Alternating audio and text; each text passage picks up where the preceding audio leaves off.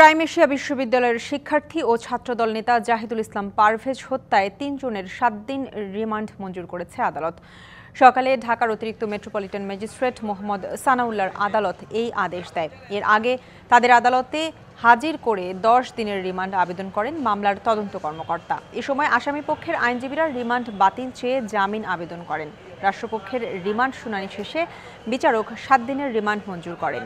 রবিবার রাতে রাজধানীর বিভিন্ন এলাকায় অভিযান চালিয়ে তাদের গ্রেপ্তার করে পুলিশ।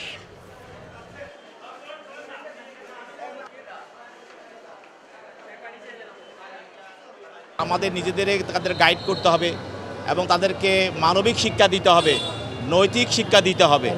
শুধু যে প্রাতিষ্ঠানিক শিক্ষা দিলে হবে না, সবাইকে নৈতিক শিক্ষা দিতে হবে। তাহলে আমাদের ভিতরে আমার মনে হয় গণসচেতনা সৃষ্টি হলে অবশ্যই আমরা এই ধরনের ঘটনা থেকে আমরা রেহাই পাবো।